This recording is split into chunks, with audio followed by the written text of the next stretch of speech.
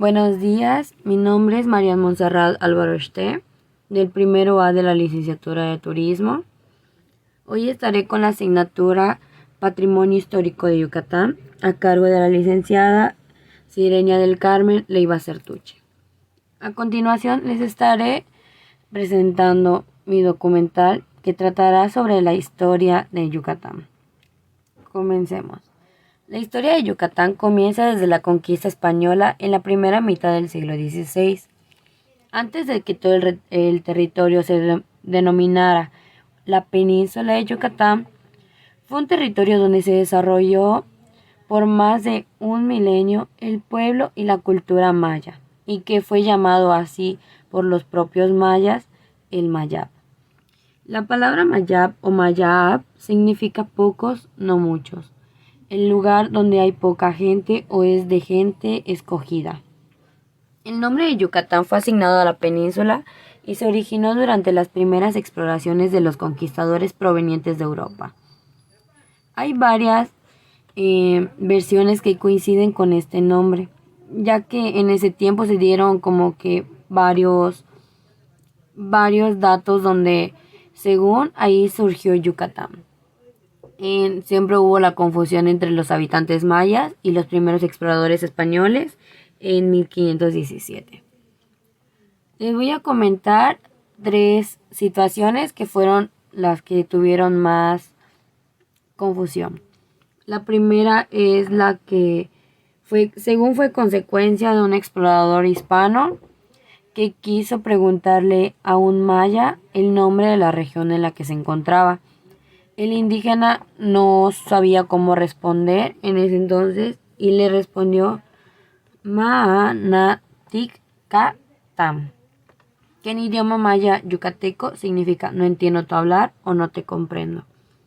El segundo, también se dice que los españoles dieron el nombre de Yucatán a la región porque los mayas siempre contestaban a sus preguntas con la frase de Uyucatam, que en maya significa oye cómo hablan, y los españoles entendieron Yucatán.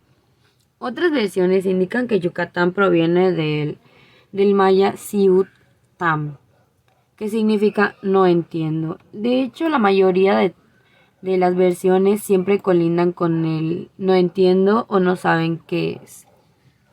El fraile franciscano Diego de Landa, quien fue obispo de Yucatán, en su relación de las costas de Yucatán, escrita en 1566, en un texto dice lo siguiente: que cuando Francisco Hernández de Córdoba llegó a esta tierra, saltando en la punta que él llamó el Cabo de Cotoch, halló ciertos pescadores indios y les preguntó qué tierra era aquella, y le respondieron Tococh.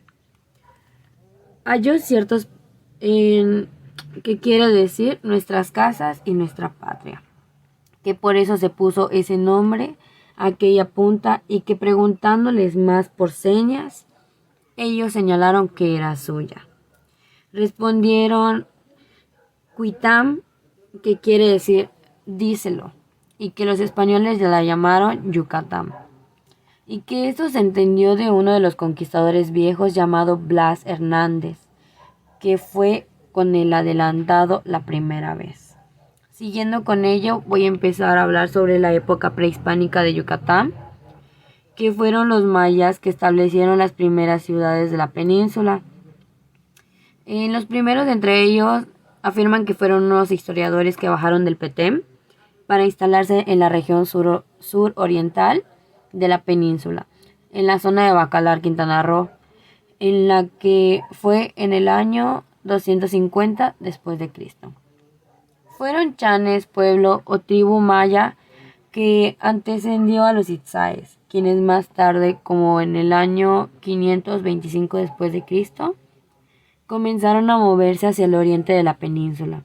Fundaron Chichén Itzá, Izamal, Mutul, Ixbalán, Ixcancihó, hoy lo que viene siendo la ciudad de Mérida, y Champotón, región dominada por la cultura maya en Mesoamérica. Siguiendo con ello, el descubrimiento europeo de Yucatán. Tras el descubrimiento de América hubo un largo proceso de conquista.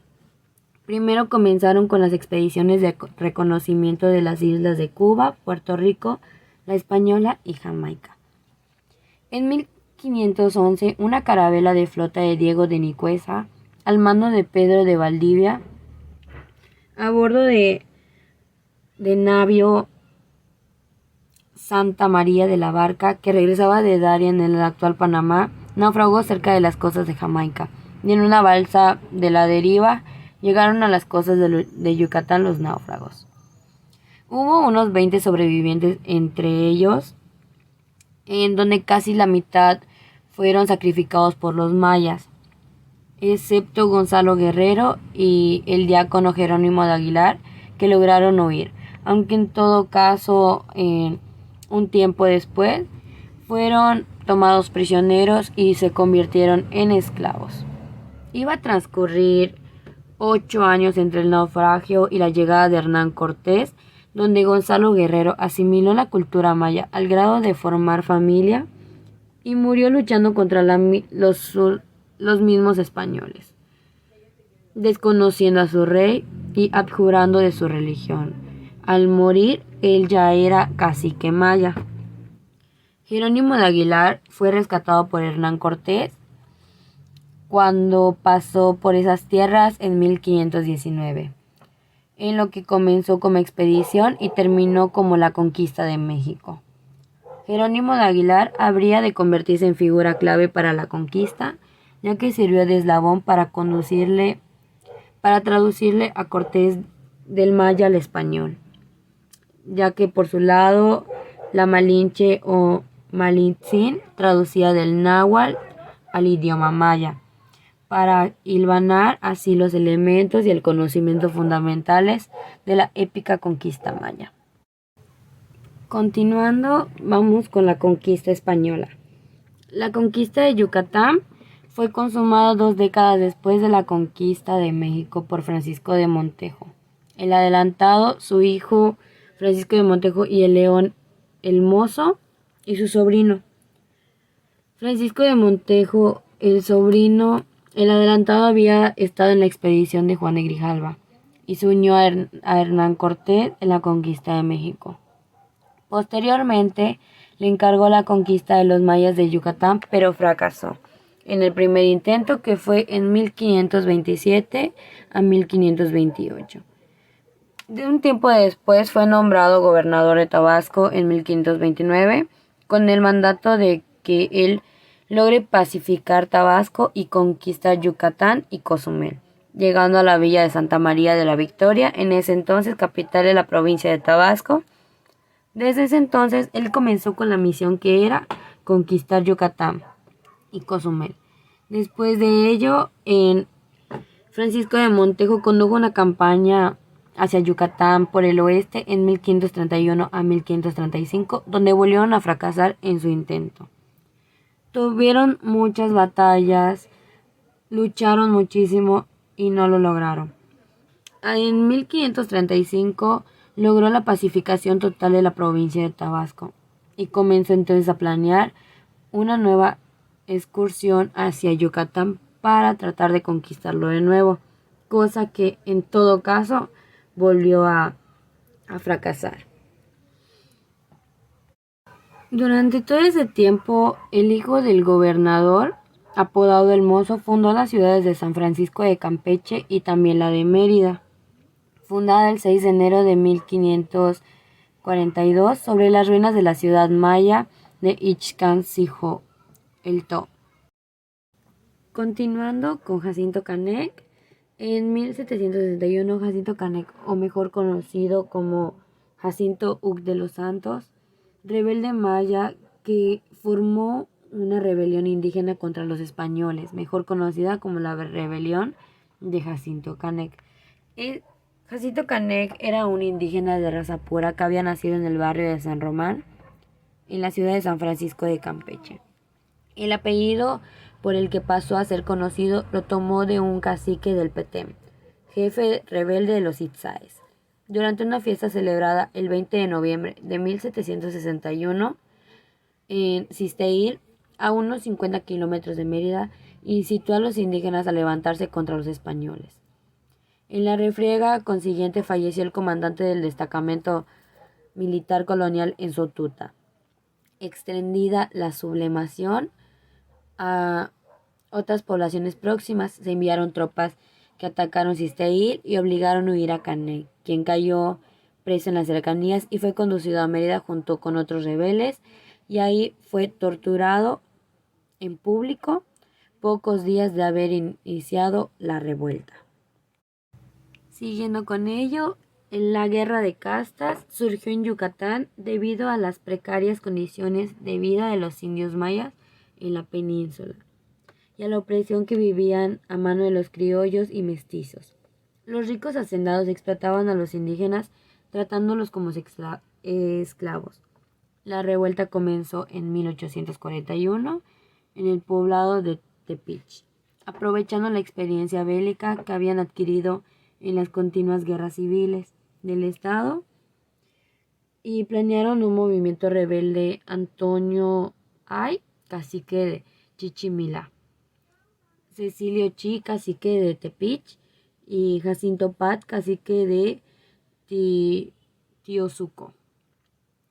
Los mayas llegaron a controlar la mayor parte de la península y el gobernador Miguel Barbachano tuvo que solicitar apoyo militar a México, del cual Yucatán se había separado.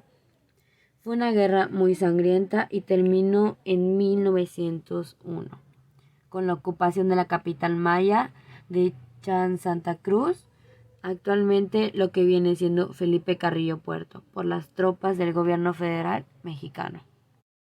Después de todo ello, Yucatán prosperó a lo largo del siglo XIX y el siglo XX, gracias a la industria henequenera que llegó a construir el denominado oro verde, que trajo riqueza a la región, aunque también injusticia social y condiciones que habrían de continuar en otra dimensión.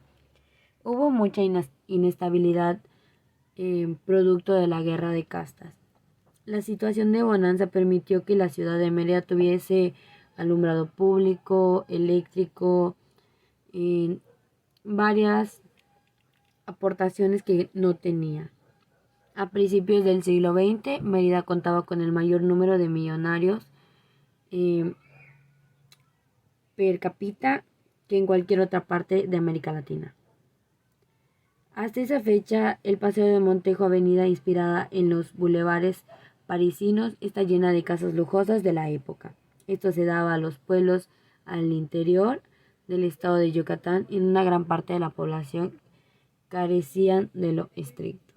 En 1909, en el Centro Electoral Independiente, junto al Club de Antireeleccionistas, presidido por José María Pino Suárez, se trató de oponer a la reelección del gobernador de Yucatán, de Enrique Muñoz Aristegui.